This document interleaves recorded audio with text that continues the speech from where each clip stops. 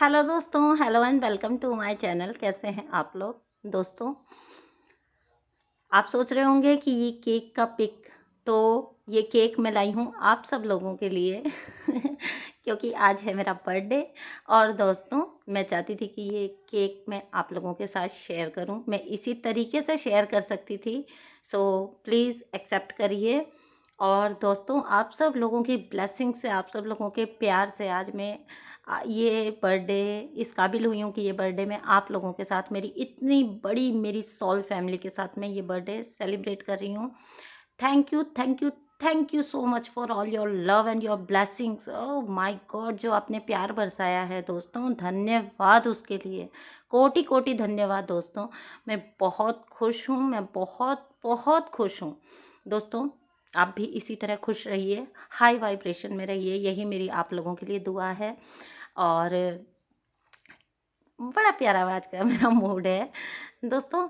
आज का वीडियो जो है वो चलिए आज का वीडियो स्टार्ट करते हैं। ठीक है, आज का वीडियो जस्ट इसके थोड़ा ऑपोजिट है, थोड़ा सा सीरियस टॉपिक है। ठीक है, सीरियस नहीं कहेंगे लेकिन थोड़ा सा नॉलेजेबल टॉपिक है। तो जब आप लोग मेरे पास आते हैं और पूछते हैं कि मैम मैं स्टैंड लूँ या ना लूँ, मैंने कुछ बोला तो मेरा कर्मा बन जाएगा, या मैंने कुछ बोला तो कुछ किया तो मेरा कर्मा बन जाएगा। तो दोस्तों, आज मैं यही बात आप लोगों के लिए क्लियर करना चाहती हूँ, क्योंकि अभी कुछ दिन पहले भी एक ऐसा सिचुएशन आया था जहाँ पर किसी ने मुझसे फटाफट पूछा था, जो मेरे पास रेगुलर हैं मेरी सब्सक्राइबर, उन्होंने मुझसे फटाफट से जवाब मांगा था कि मैम फला फला सिचुएशन है और प्लीज़ मुझे बताइए कि अगर मैं यहाँ पे बोलती हूँ तो ये मेरा जो है मतलब मैं स्टैंड ले रही हूँ या मैं ओवर रिएक्ट कर रही हूँ। तो वहाँ पे डेफिनेटली मैंने उनको वो लैंग्वेज बताई थी कि आपको इस तरह से अपना स्टैंड लेना है और आपको सिर्फ इतना बोलना है और निकल लेना है। ठीक है, उसके बाद दैट्स इट। तो ये तो हो गई एक बात। अब दोस्तों देखिए, आज आपको एक बात क्लियर करती हूँ। ठीक है, समटाइम्स क्या होता है ना, हम डिवाइन जर्नी के नाम पे, ठीक है, इतना डरने लग जाते हैं, इतना डरने लग जाते हैं कि हम कुछ भी सह रहे होते हैं। ठीक है दोस्तों, ऐसा पॉसिबल है ही नहीं। इंसान गलतियों का पुतला है। अगर आप चाहते हैं, अगर आप सोचते हैं कि धरती पर रहते हुए आपसे कभी कोई कर्म ना हो, तो ये तो हो ही नहीं सकता, ये तो हो ही नहीं सकता। गलतियों का पुतला है इंसान। ठीक है, हम हीलिंग के प्रोसेस में हैं, हम सुधार के प्रोसेस में हैं, हम ग्रोथ के प्रोसेस में हैं, हम परफेक्ट नहीं हैं। प्लीज़ इसको ध्यान रखिए। हाँ, अफर्मेशन के तौर पे नहीं कह रही हूँ, ये नहीं बोलना है आपको कि हम परफेक्ट नहीं हैं। अफर्मेशन आपकी हमेशा यही रहनी चाहिए, that I am perfect soul, I am a perfect person. ठीक है, लेकिन ये ध्यान रखिए कि 3D में रहते हुए, लोगों के बीच में रहते हुए गलती होगी और होगी ही होगी। ठीक है, तो कर्मा कैसे बनता है, किस चीज़ की सज़ा मिलती है? गलती हुई होगी, हो जाती है, हम गलतियों का पुतला ही है। ठीक है दोस्तों, तो लेकिन हमने उस गलती को रियलाइज कर लिया, हमने उस गलती के लिए अपोलोजाइज कर लिया, तो हमको माफ़ी मिल जाती है। ओके, इसीलिए कहती हूँ ना, जो होपोनोपोनो प्रेयर जो है यूनिवर्स में जब भी याद आए छोड़ते रहिए। क्यों? क्योंकि इंसान गलतियों का ही पुतला है। गलती उससे जाने अनजाने हो जाती है, उसको रियलाइज करके, उसके लिए फॉरगिवनेस आस्क करके माफ़ी मिल जाती है। अब इसका मतलब ये नहीं है कि हम जान के गलतियाँ करते रहें। ठीक है, तो गलती और कर्म का कंसेप्ट ये है कि आपने रियलाइज किया परमात्मा बहुत विशाल है। ठीक है, हम उनके सामने कण के बराबर हैं। ठीक है, और उनका हृदय इतना विशाल है कि वहाँ हर एक के लिए माफ़ी है। हर एक के लिए माफ़ी है, पर वो माफ़ी मांगी तो जाए, वो माफ़ी मांगी तो जाए।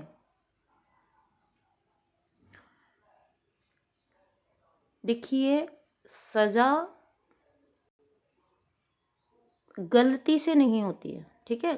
गलती कर ली, माफ़ी मांगने से सज़ा टल जाती है, ठीक है, लेकिन गलती करके उस पे कायम रहने से फिर माफ़ी नहीं है, फिर कोई माफ़ी नहीं है।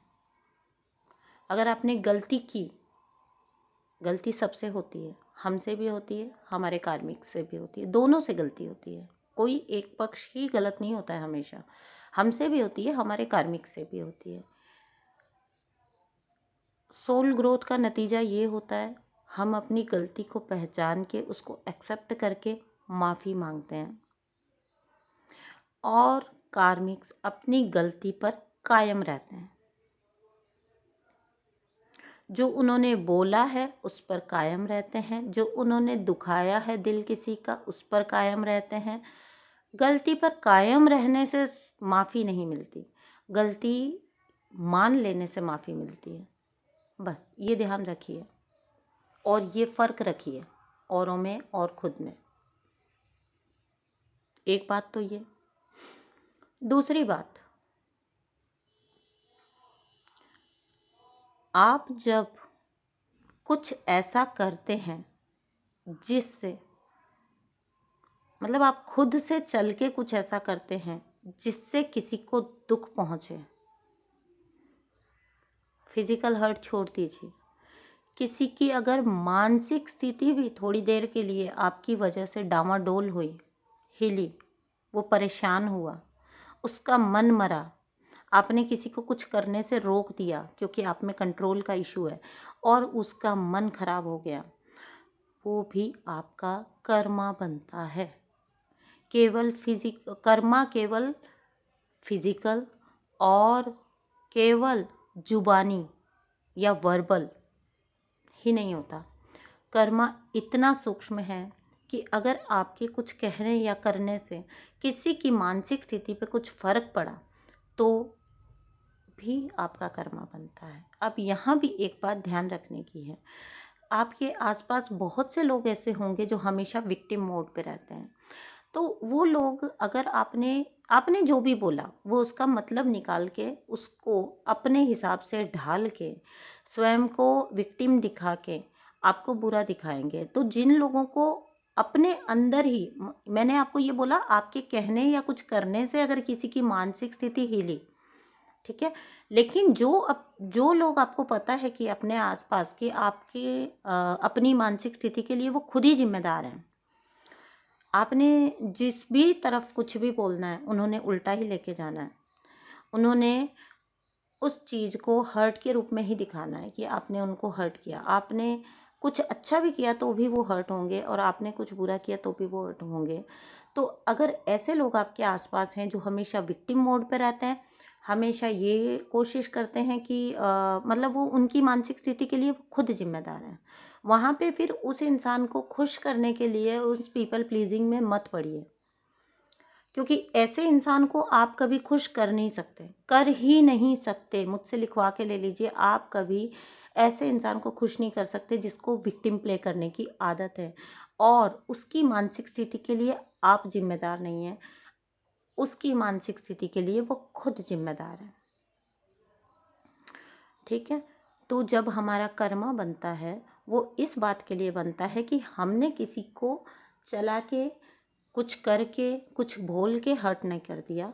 लेकिन यहाँ पे ये भी ध्यान रखिएगा, जो लोग विक्टिम मोड में रहते हैं वो लोग आपकी हर बात को ही हर्ट के तौर पे लेके जाएंगे, तो उनके लिए आपको गिल्टी फील करने की कोई ज़रूरत नहीं है, ठीक है दोस्तों।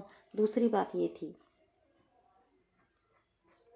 अब एक बात और बता देती हूँ आपको कि आप जो हर वक्त कर्म कर्म कर्म बोलते रहते हैं, ठीक है, कर्मा कर्मा कर्मा, कहीं हाई कहीं ये करने से कर्मा ना बन जाए, कहीं वो करने से कर्मा ना बन जाए। तो मैं यहाँ आपको एक बात और बता दूँ कि इतना ज़्यादा जिसको आप, इसको सतर्कता तो नहीं कहेंगे, सजगता भी नहीं कहेंगे, इसको कहेंगे इतना ज़्यादा कॉन्शियस होके, हर एक्शन के लिए इतना ज़्यादा कॉन्शियस होके, तो आपका ज़िंदगी जीना ही डिफ़िकल्ट हो जाएगा ना। आपका, आप कैसे जिएंगे फिर ज़िंदगी? ठीक है, तो ये करिए। अगर आपको रियलाइज़ होता है कि आपने यहाँ, आप किसी भी जगह पर अगर थोड़ा सा भी गलत थे, सोल लेवल पे उसी समय माफ़ी मांगिए, फॉरगिवनेस आस्क करिए, प्रेयर्स करिए। ठीक है, भगवान का दिल बहुत विशाल है, डिवाइन बहुत विशाल है, और वो माफ़ कर देते हैं। मैंने पहले ही बताया, गलती करने पे सज़ा नहीं मिलती, गलती पे कायम रहने से सज़ा मिलती है। अगर आपने कुछ गलत किया है और आप उसी पर अड़े हुए हैं, आपको पता भी है, ये अक्सर, ये तो ईगो है, यही ईगो है ना, यही हमारी छुड़वानी है, यही हमारे तोड़नी है। हमारी इसी ईगो को तो तोड़ना डिवाइन प्लान है हमारा। तो अगर इस ईगो को आप नहीं छोड़ रहे हैं कि आपने कुछ गलत किया है, लेकिन आप उसी पे अड़े हुए हैं कि नहीं मैं इस बात में सही हूँ, अंदर से आपको पता भी है, लेकिन आपको पता है कि अगर आपने इस गलती को एक्सेप्ट किया तो आप कहीं ना कहीं, आपको लगता है कि आप छोटे हो जाएंगे, तो ये आप नहीं हैं, ये आपकी ईगो है। ठीक है, तो इसका मतलब अभी काम होना बाकी है, ईगो ब्रेक नहीं हुई है। आपकी ईगो पूरी तरह डेमोलिश हो जाती है और आप बिल्कुल एक बच्चे की तरह हो जाते हैं। बच्चों को देखा आपने? मैं बहुत क्लोजली देखती हूँ बच्चों को। थोड़ी देर पहले वो लड़ रहे होते हैं, ठीक है, बड़ी भयंकर लड़ाई होती है, लड़ाई भी ऐसी वैसी नहीं होती बच्चों की, तो बड़ी भयंकर लड़ाई होती है। और अ, कई बार समटाइम्स ऐसा होता है, बड़े बीच में बोल जाते हैं, ठीक है, लेकिन थोड़ी देर बाद जाके आप देखेंगे ना उन्हीं दो बच्चों को, तो आपको बुद्धू फील होगा। क्यों? आपको लगेगा आप फूल बन गए। क्यों?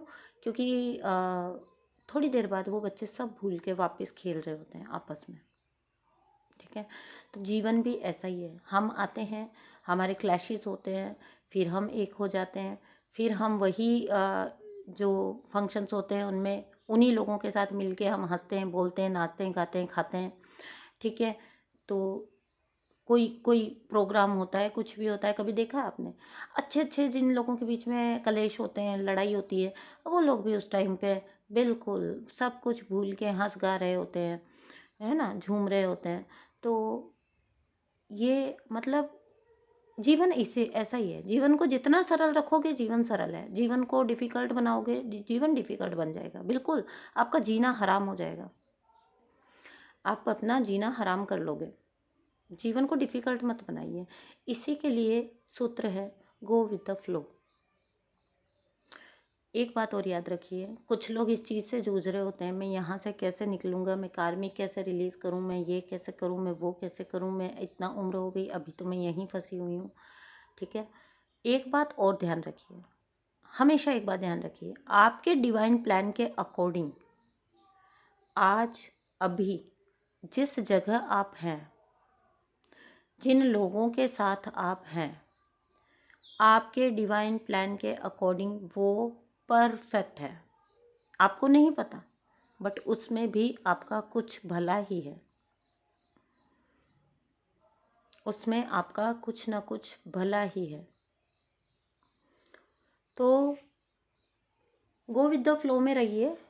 आप आज जहाँ जिसके साथ हैं, आपको आज अभी इस वक्त उसी के साथ होना है, यही आपके डिवाइन प्लान में है। इसके साथ अगर आप स्ट्रगल करेंगे, इसके साथ अगर आप धारा के उल्टा चलने की कोशिश करेंगे, तो जर्नी भी डिले होती है, चीज़ें भी कॉम्प्लिकेटेड होती हैं, और आपका जीना भी हराम होता है। आज अभी जहाँ डिवाइन ने आपको रखा है वही आपकी जगह है। क्योंकि बहुत से लोगों का सवाल होता है, क्या करें, कैसे रिलीज़ करें, कैसे निकलें, अभी तक कुछ हो ही नहीं रहा है। आप आज अभी और जहाँ पे हो, आप वहीं के लिए हो अभी, वही आपके लिए अभी के लिए बेस्ट है, क्योंकि डिवाइन को हमेशा पता है कि आपको कहाँ होना है। ठीक है, तो ये थी कुछ बातें। और चलिए ठीक है, अभी मैं भी आपसे विदा लेती हूँ। ठीक है। और बस आई एम सो हैप्पी। मैं बहुत खुश हूँ। आप लोगों का बहुत बहुत धन्यवाद। अगेन आपका कोटि कोटि धन्यवाद। आप लोगों के प्यार, आप लोगों की ब्लेसिंग्स के लिए बहुत बहुत धन्यवाद। Thank you so much. Bye.